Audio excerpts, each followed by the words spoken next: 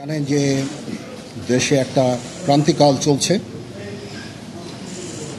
আমি সমস্ত রাজনৈতিক দলের নেতৃবৃন্দকে এখানে আমন্ত্রণ করেছিলাম, ওনারা এখানে এসেছেন।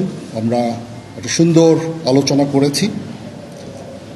সেখানে আমরা সিদ্ধান্ত নিয়েছি যে একটা ইন্টারিম গভর্নমেন্ট আমরা ফর্ম করব এবং ইন্টারিম গভর্নমেন্টের মাধ্যমে এদেশের সমস্ত কার্যকলাপ চলবে।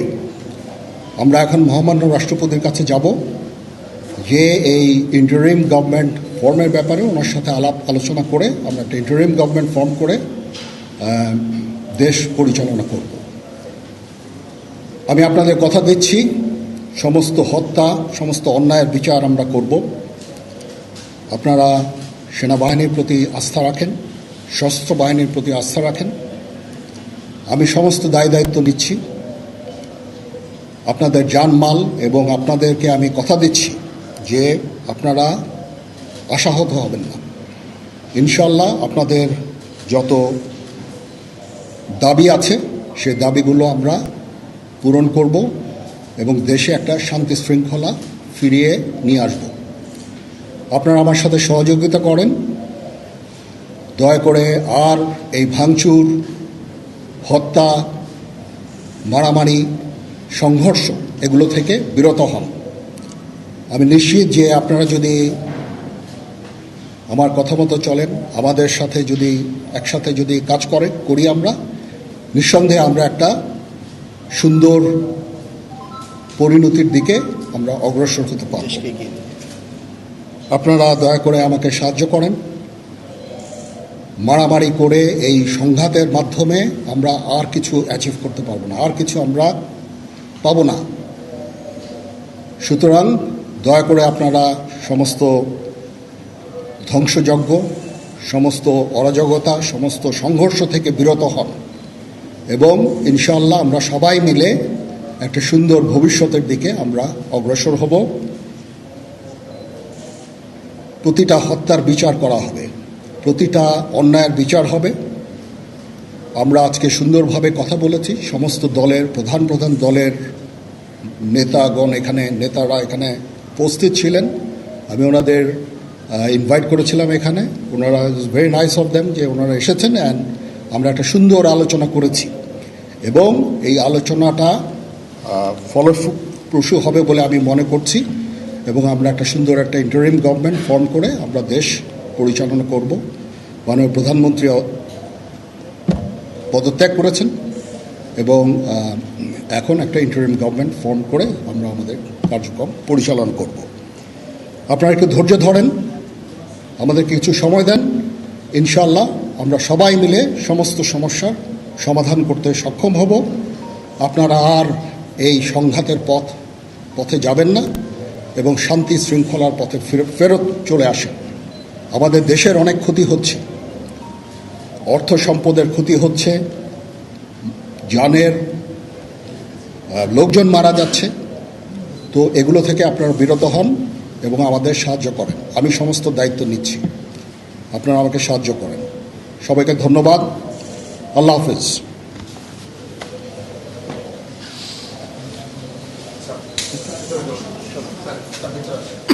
আপনারা কি কোনো প্রশ্ন করতে চান? Any queries? এখনো এটা এটা খুব আর্লি স্টেজ। আমরা যাব মহামান্য রাষ্ট্রপতির সাথে যে আলাপ আলোচনার মাধ্যমে এটা আমরা করব।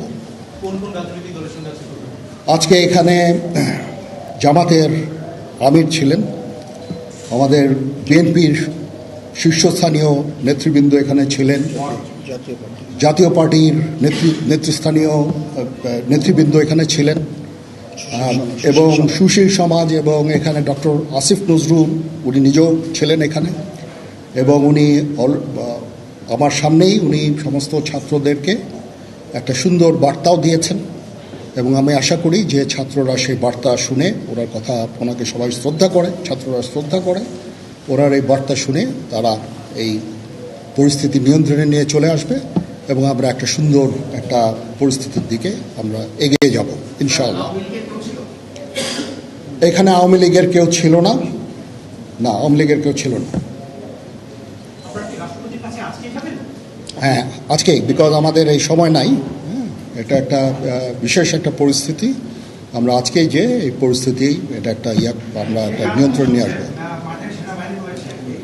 সেনাবাহিনী শান্তি শৃঙ্খলা বজায় রাখার কাজ চালিয়ে যাবে এবং আপনাদের সবার দায়িত্ব, ছাত্রদের দায়িত্ব, রাজনৈতিক নেতৃবৃন্দ এবং রাজনৈতিক কর্মীদের দায়িত্ব হচ্ছে সেনাবাহিনীকে সাহায্য করা। এবং আপনারা মিডিয়ার মাধ্যমে আমাদেরকে এই যে একটু আমাদের সাহায্য করেন, সুতরাং আমরা তাহলে এই পরিস্থিতি নিয়ন্ত্রণ সহজেই নিয়ে আসতে পারব। না, যদি জিনিসটা শান্ত হয়ে যায় তাহলে আর কারফিউর কোনো প্রয়োজন নাই, কোনো জরুরি অবস্থার প্রয়োজন নাই, কোনো কারফিউর প্রয়োজন নাই, কোনো গোলাগুলির প্রয়োজন নাই। আমি আদেশ দিয়ে দিয়েছি সেনাবাহিনী কোনো গোলাগুলি করবে না, পুলিশ কোনো গোলাগুলি করবে না। আমি আশা করছি যে আমার এই বক্তব্যের পরে পরিস্থিতি উন্নতি হবে, আমরা একটা সুন্দর পরিবেশের দিকে যাচ্ছি।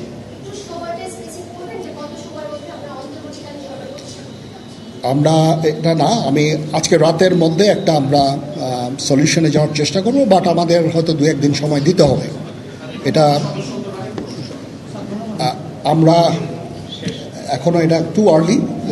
আমরা যাচ্ছি যে আমরা কথা বলবো মহামান্য রাষ্ট্রপতির সাথে, আমরা একটা সুন্দর সলিউশনে আমরা পৌঁছাবো।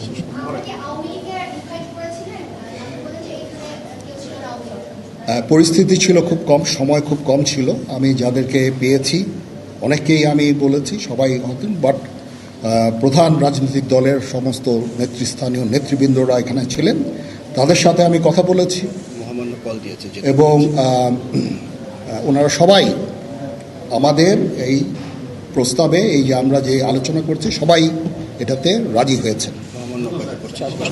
এখানে মমিনুল হক সাহেব ছিলেন, এখানে জামাতের আমির ছিলেন, জুনায়েদ সাকি উনি ছিলেন, তারপরে ডক্টর আসিফ নজরুল ছিলেন। আমরা সবাই মিলে এবং সবাই আমরা এটাতে একমত পোষণ করেছি।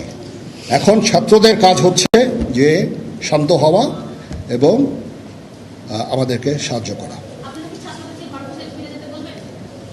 আমি তো বলছি এতক্ষণ আমার এই বক্তব্যের ছাত্রদের প্রতিনিধি বলতে আমি এখন ওনাদের কাউকে পাইনি। আমি ডক্টর আসিফ নজরুলকে রিকোয়েস্ট করেছি, যেহেতু ওনাকে ছাত্ররা শ্রদ্ধা করেন এবং উনিও একটা সুন্দর একটা ভিডিও মেসেজ উনি দিয়েছেন ছাত্রদের জন্য। আমি আশা করব যে এই ভিডিও মেসেজটাও কাজে হবে, কাজ দিবে। এইভাবে আমরা কাজ করে দেব। সবাই ভালো থাকেন, সবাই ভালো থাকেন, সবাইকে ধন্যবাদ। এখানে আপনারা যত প্রশ্ন করতে থাকবেন আমাকে দেরি করাবেন। It is too early, it's too early.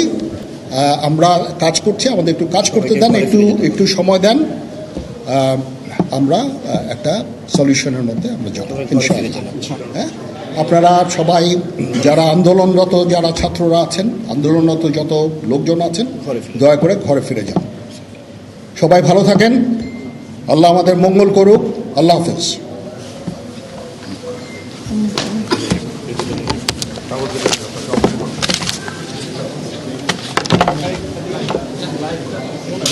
নিয়ে আসলে প্লেট রিমুভ করে দেবেন।